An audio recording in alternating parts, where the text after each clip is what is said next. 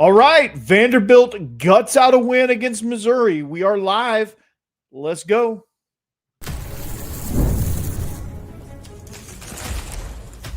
You are Locked On Vandy, your daily podcast on the Vanderbilt Commodores, part of the Locked On Podcast Network, your team every day. Hey, what's up, everybody? Welcome into a live edition of the Locked On Vandy podcast. This is a reaction show. Vanderbilt escapes with the win against Missouri. Man, we're going to talk about the penalties. We're going to talk about them having trouble controlling the line of scrimmage. Missouri, definitely the best defensive line they faced and probably will face all season long. Hats off to them. We'll talk about the plays they had to make to win. And just overall, what your thoughts were, the game day experience, all of that on this edition of the Locked On Vandy podcast. And this episode is brought to you by Mazda. Like our players, we sweat every detail because when you make every move count, pulling off the unexpected is only the beginning. Stay tuned later for highlights in this week's Moving the Game Forward. Mazda, move and be moved. Now, Vandy comes away victorious, 17-10. 17-10 was the score. I went on with John Miller earlier this week. We thought it was going to be kind of in the 30s, both teams scoring respectively, and weren't sure where that was going to go. But this turned into a defensive battle. It was 3-3 for a lot of the game, and then they traded punches a couple of times, and then they half a yard away from going into overtime, just like last year. So here's the tale of the tape before we really get into it. Diego Pavia, 10 of 19. And this was, again, 17-10 was your final. And this was, Diego Pavia had an interception. MK Young, 4 carries, 86 yards and a touchdown. 80 of it came on one play, a very massive play. Total yards, it was 376 to 265. Passing, 205 to 129. Rushing, 170 to 136. Penalties, both with 8 penalties, similar yardage. Time of possession swung in favor of Missouri. If you look at the team stats, if you just blindly look at these stats, you would have guessed. You would have guessed that Missouri won this game because offensively they were moving the ball. They had, it seemed like they had more control of the game than Vanderbilt did. But Missouri never really did have full control. Vanderbilt could never gain full control, even all the way down to the last second. They didn't have control of that game. It was just going to be just how the ball swung in the final seconds, and that ball almost swung a half a yard across the goal line. I think if that thing goes to overtime, Missouri wins that one for sure because we weren't stopping Ben Zollers. We weren't stopping that offense. And again, it was a win where Vanderbilt had to kind of gut its way through because they struggled. They struggled mightily up front. They could not handle Missouri's defensive line. They could not handle Missouri's offensive line. I think they did a really good job overall. If you look at the stats kind of back that up. I think they did a great job overall controlling this Vanderbilt defensive line and not letting them be overwhelming. Now, there were plays that were made. And this game, the story of this game, the reason why Vandy made this game was the big play, the 80-yard touchdown run. C.J. Hurd stripping the ball on the perfectly timed blitzed, where I think the world thought he was offsides, but when they replayed it, he wasn't. Perfectly timed the blitz and took the handoff, and that led to the eventual game-winning touchdown, where even that didn't come without drama. Cedric Alexander gets tackled at the goal line, and the ball pops out, and it's after he's laying on his back, and you can clearly see that they ruled it a fumble, and then they reviewed it and overturned it, which I don't think they should have. I think they should have ruled it. I think they should have ruled it down and then reviewed it after that, and tried to see, because they wouldn't have been able to overturn it. So just one of those games where it's just like, man, just every time you turn around, it's just something, a penalty, a loss, a drop pass, a chunk play.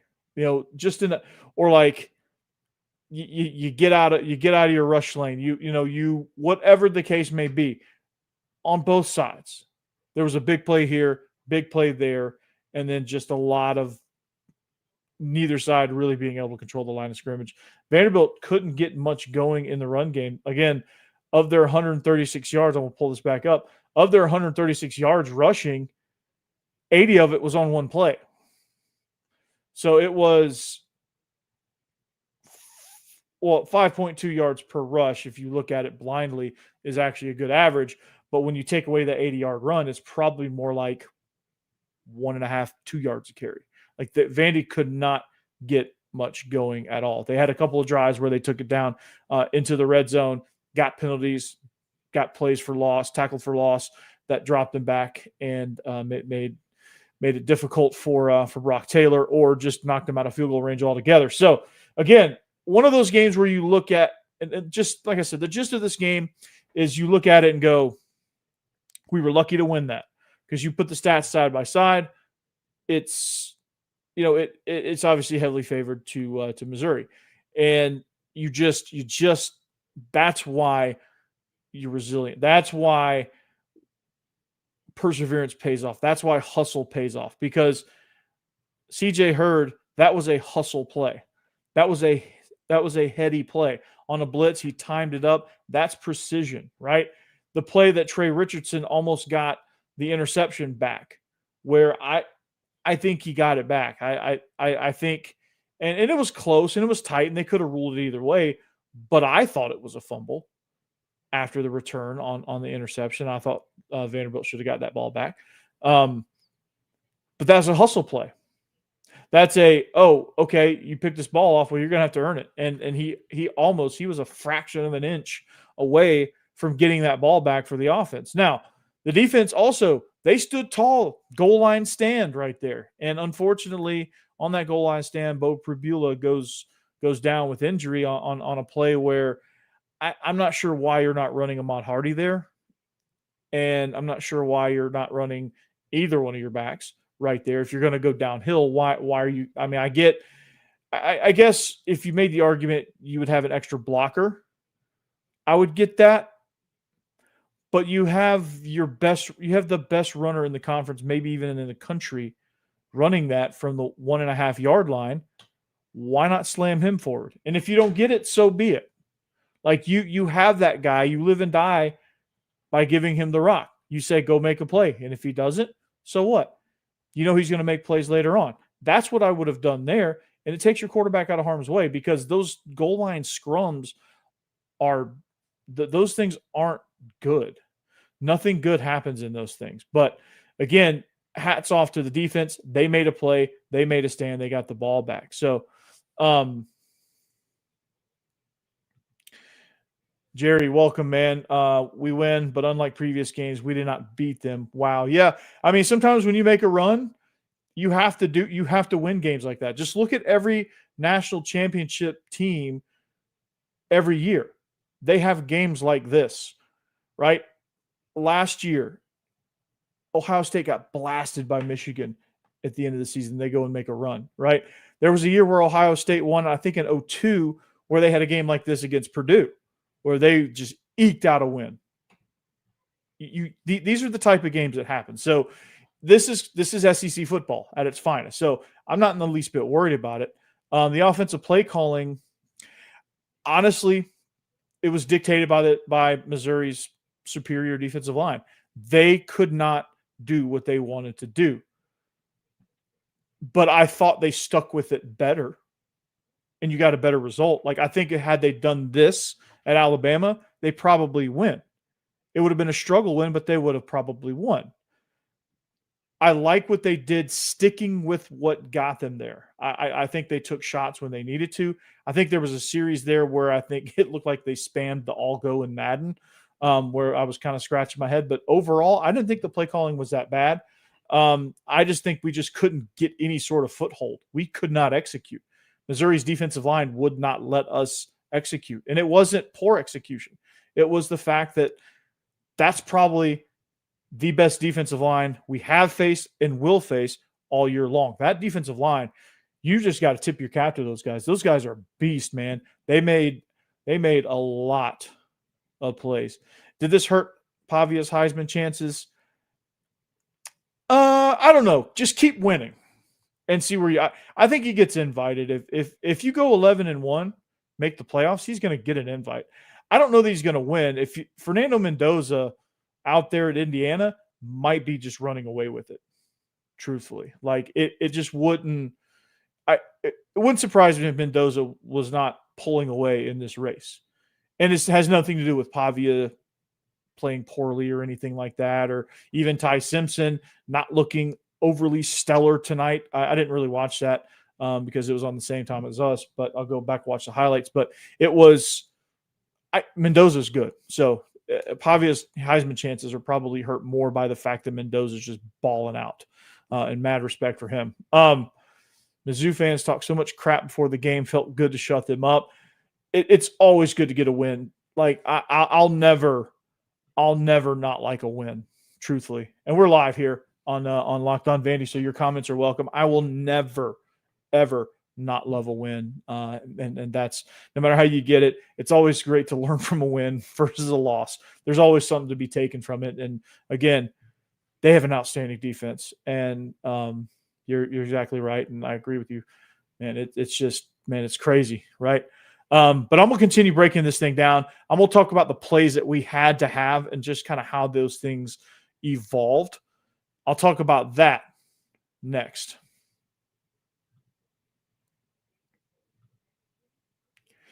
But first, I want to talk about Mazda, moving the game forward. For those who believe it's not just about playing the game, it's about redefining it. There are moments that do more than put points on the board. They move crowds, they move culture, and they keep moving the game forward. This week's moment that moved the game forward, C.J. Hurd ripping the ball away from Ahmad Hardy, setting up the game-winning touchdown. That was a play that this defense needed a takeaway badly. They needed a takeaway badly. He times the snap up perfectly. I'm going to break it more down after this ad read, but he times the snap up perfectly, takes the handoff, and it sets up Vanderbilt for the, without trauma, of course, for the go-ahead touchdown. So when you follow what moves you, the unexpected is only the beginning. And just like there's more to every highlight, there's more to a Mazda vehicle. Mazda, move and be moved.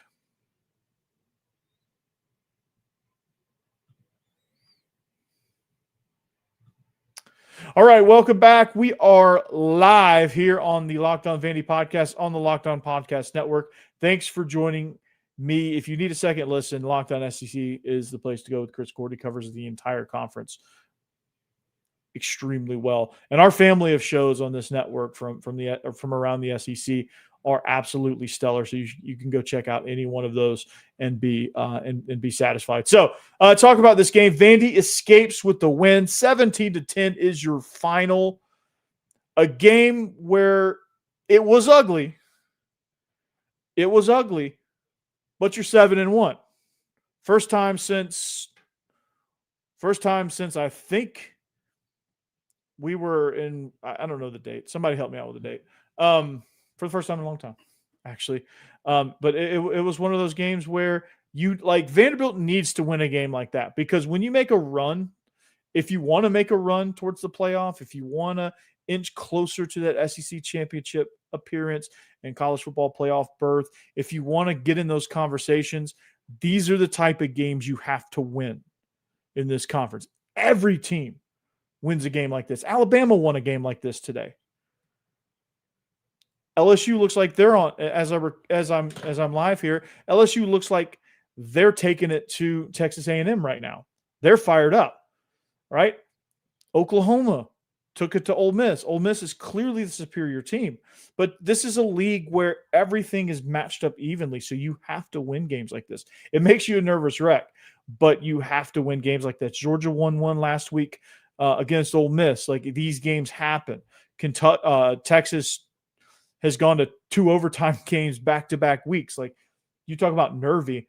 This is what this league is, and this is what you sign up for. And when you're competitive like this, and when you have a legitimate team, and you're watching, like, the more you watch this stuff, like when you watch these games outside of Vanderbilt, and you're like, man, this game is good. Like, these teams must be, nervous. These fans must be nervous. Now you know what it feels like, right?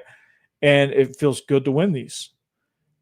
And yes, you were a nervous wreck the whole game.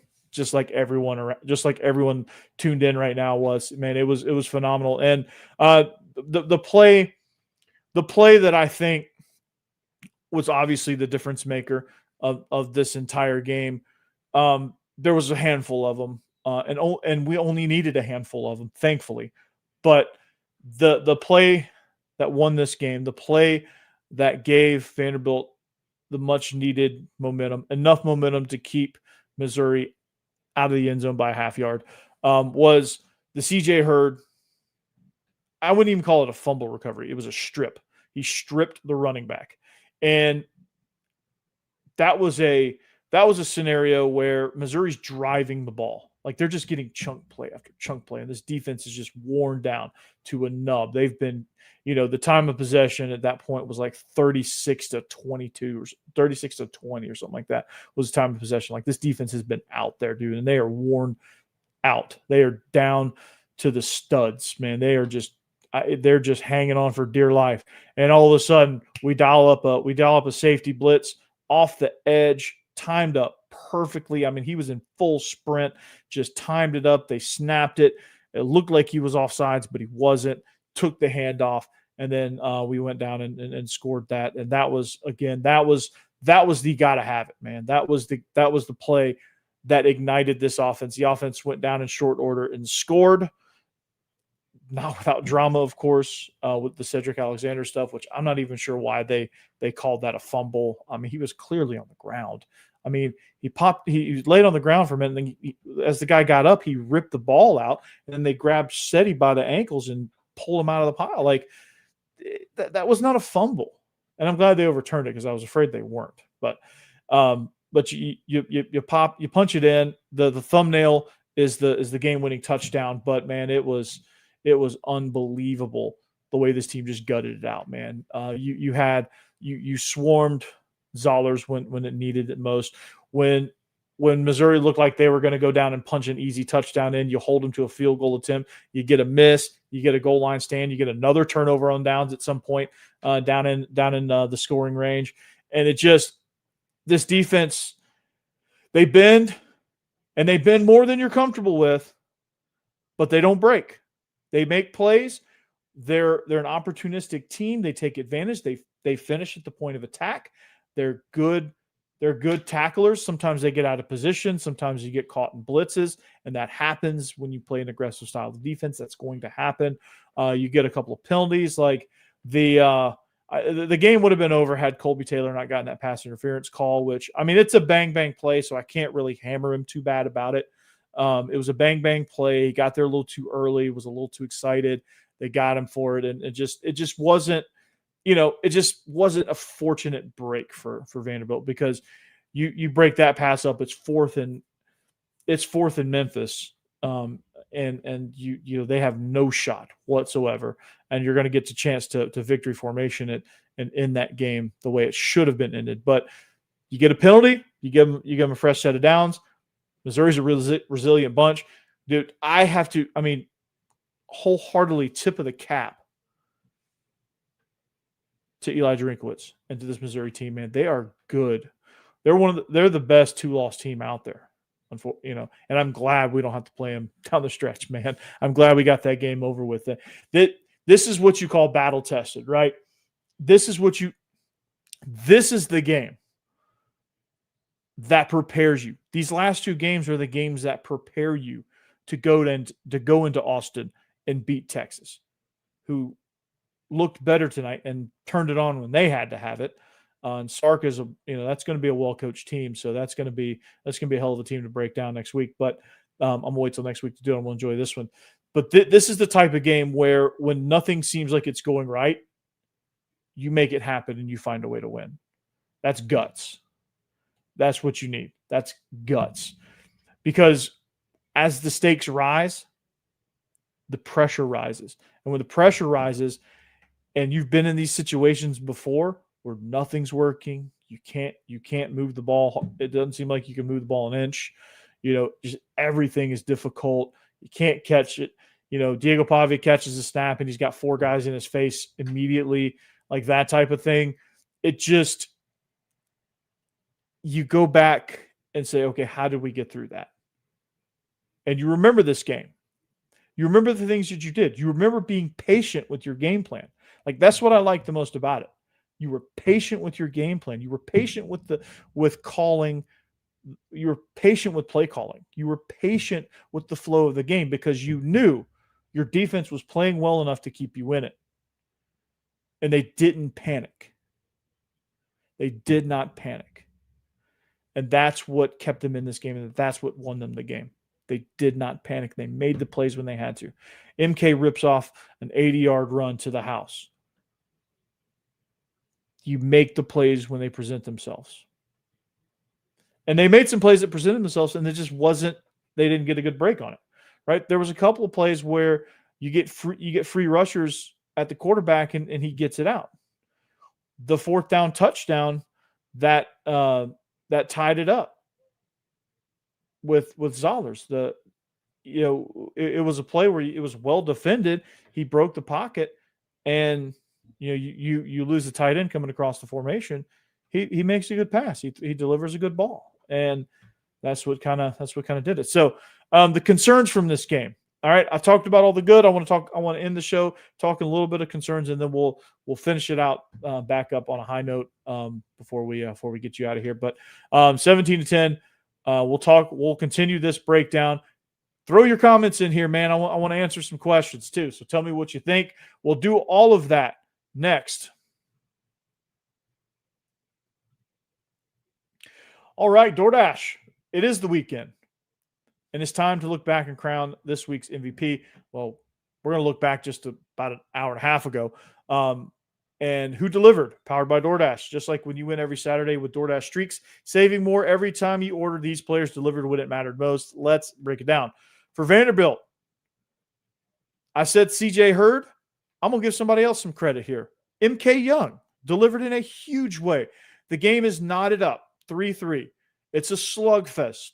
And you just get it from a turnover on downs. What does he do? Bam, he turns on the Jets, takes it 80 to the crib. And it was unbelievable. It started off the scoring for the game. Unfortunately for him, it didn't ignite Vanderbilt's offense to pull away, but it did give them that momentum that, hey, this defense is really good. We can do it. And I'm going to break this down more in a little bit. But MK Young came through, no hesitation, no delay. And if you've been watching week after week, this performance was not a fluke. MK Young is definitely on a streak, and he delivers week in and week out, man. And just like MK Young delivered for Vanderbilt, DoorDash delivers your Saturdays. With DoorDash Streaks, you save every Saturday you order. Stack it up all season, and you could save up to $250, including $100 in DoorDash credits. Order this Saturday. Keep the streak alive. Fuel your game day only with DoorDash. Terms apply. Promo period good through 11/18. Also want to talk about FanDuel. Man, FanDuel is so much fun right now because this Saturday is just full of excitement. The NFL Sunday coming up tomorrow is going to be full of excitement. It never really lacks that. So, but there's a great deal. There's some great offers that you don't want to miss. Right now, new customers can bet just $5 and get $300 in bonus bets if you win. That's right. You pick a bet, put down $5, and if it hits, you'll unlock $300 in bonus bets to use across the app. What's not to love, man? There's just a zillion different ways it feels like to play. You can build same-game parlays. You can do player props. You can do parlays with spreads and player props. You can do live lines during the games. There's pre-built parlays if you want to get in on that action. I mean, there's a ton of things you can bet, and it is nothing short of amazing. It's nothing short of extreme fun. So it makes watching football more exciting, or any sport for that matter, whatever you're betting on. It's great if you have something riding on the action. So if you're a casual fan, or if you love diving into the stats, or anywhere in between, FanDuel makes the game day experience so much better. So what are you waiting for? Visit FanDuel.com right now. Download the FanDuel app today and get started.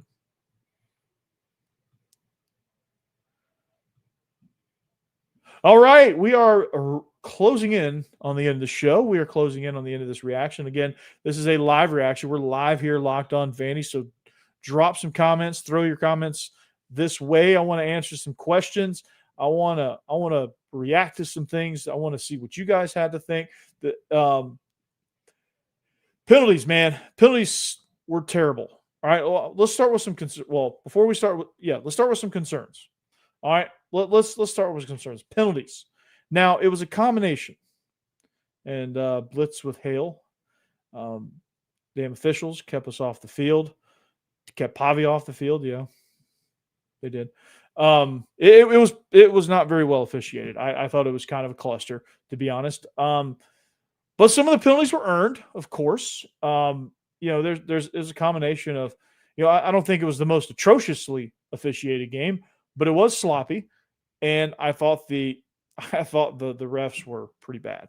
I thought they just didn't seem like at times they didn't have a clue what was going on, and it seemed like there was some late hits, like when they blew the one play dead and the guy knocked over Pavia. Like I just, how do you not call that? Like I think if that happened to Ty Simpson, there's 10 flags and that guy's getting arrested for assault, right?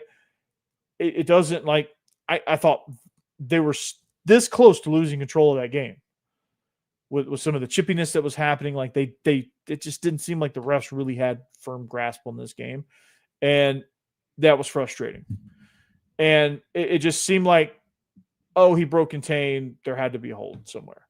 And then you look at the replay and you're like, yeah, that's a bit of a stretch, right? Or like, it's like a minor hold and it's like away from the play and that guy would have had no chance whatsoever. Like that kind of thing. It just, I don't get it. But again, some of the penalties were earned. Some of them were earned. The one where Pavi got seal clubbed in the face, that one was earned. There's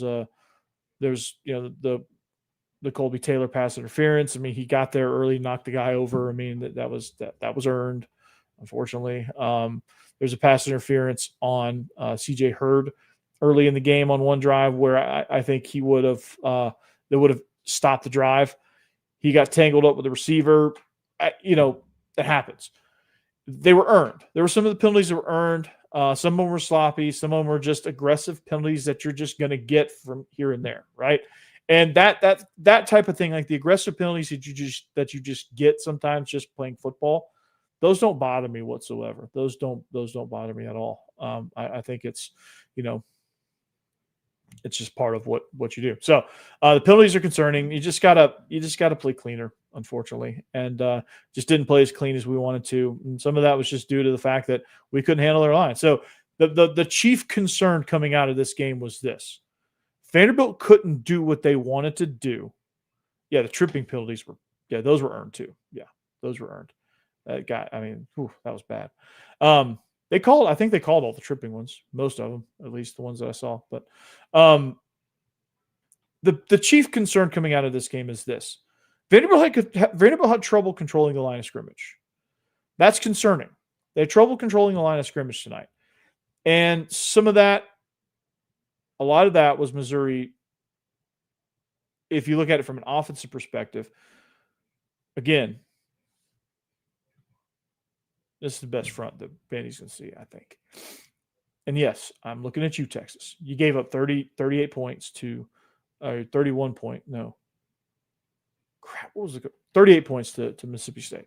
I don't think Texas defense is good as Missouri's. I don't. Missouri might have the best defense in the conference. They might. I'd be hard-pressed to find a defense better overall than Missouri's. That defensive front was ridiculous. Those edge guys are freaking scary, man. And it's brutal. That was always going to be a slugfest. But I thought we were going to be able to gain enough control to be able to put up some points, but they would have been tough points. They would have been like, and I thought Missouri was going to be able to put those points. Neither team did. And that was a credit to both defenses. Vanderbilt has a damn good defense themselves, but at times they couldn't control the line of scrimmage. They got gassed. They couldn't get to the passer. There was just some plays where the quarterback just had too much time. And sometimes that's going to happen too. They're going to get you. I mean, the other team also plays in the SEC, and they also offer scholarships at NIL and all that stuff too, right?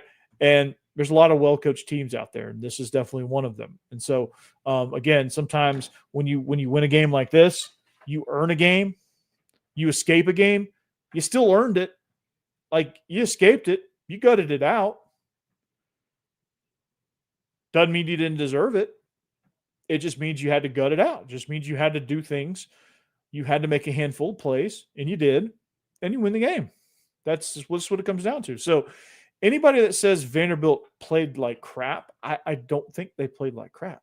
I don't think Missouri played like crap. I think these were two good teams with great defensive game plans that executed really well. And I think it was two offenses that were struggling to find footing, couldn't take advantage of a couple of some opportunities because of stellar defensive play. Vanderbilt on one side, Missouri on the other. Missouri had 2 turnovers on downs and a missed field goal, and I guess you call it a fumble. They had a giveaway. We'll call it a standard giveaway, right? Vandy knocked themselves out of field goal range on 2 occasions with penalties. They had a giveaway, and I think that's about it. And they were half a yard short on a Hail Mary. Like, it's just one of those games where you just eke it out. You just have to find a way to. You just have to find some guts, right? You found some guts last week against LSU. LSU gave you their best shot, but you still had control of it. Like, the difference was the win last week was Vanderbilt had control of that game the whole way. LSU couldn't gain control. Vanderbilt had a firm grasp on it, and they were going to win that game no matter what. This week, neither team had control of this game. Neither team had any sort of grip on this game. And when they did get a grip on it, it would get knocked out. That was the difference in this game. That was the difference in Vanderbilt by a half a yard at the last second as time wore off, grabbed the game. Like, it was down to the last second. 60-minute game. I mean, it was unbelievable. I mean, it's crazy. So it's crazy how these things happen. But again, a win's a win. You're 7-1. You got everything still in front of you. You got Heisman campaign stuff still in front of you. You got college football playoff. You just keep winning. Just go to Austin, get the next one. Come back home, get the next 2, go to Knoxville, finish it out. That's what you got to do. Get Texas, get Kentucky, get Auburn. No, it's Auburn, then Kentucky, then UT. Just keep collecting them. You will, man, I'm telling you, it's unbelievable. And you got to win like this. You got to win like this. The concerns I have, I mean, there's always concerns. Just being able to control a defensive line, because Texas has a good defensive line. So the concern is, okay, why did we not? And I'm gonna break this thing down more. So on my next episode, I'll be able to address this a little bit more in depth. But it's just like, why were we not able to get control? Was it technique? Was it just they had a good game plan? Like, there's a lot of things you look at, and I think on the hoof they just made plays, and they have really good defensive linemen. But I'm sure there's a combination of busted assignments and things like that. So it's just controlling the line of scrimmage up front, defensively giving up chunk yardage in crucial situations, and keeping teams in the game. Like, those are my chief concerns there. The drops by the wide receivers are starting to become a concern. Like, I don't love that. But you got out a win. It's okay. You fix them and you move on, right? You get them right. And so that's what we're going to take away from this. You got one out. You developed a little bit of Teflon skin, armor, or whatever you want to call it. You develop some guts, and you come out here with a win. So for all of you that participated in the chat, thank you. For all of you watching around, thank you. Vanderbilt escapes with a win. 17-10 is your final. You gut one out. You're going to look back on the season and go, hot dang, we gutted one out. And that's the reason why we made a run. And hopefully you're going to look back at the end of the season and say the Missouri game was the launching point. Not the LSU. The Missouri game was the launching point. But until next time, we're going to break this thing down more in depth. What did we learn? What did we gain? What can we use to carry with us to Texas? And we'll continue breaking down the Texas matchup all next week. But until next time, anchor down. Thanks for joining. like, subscribe, all that good stuff. Peace.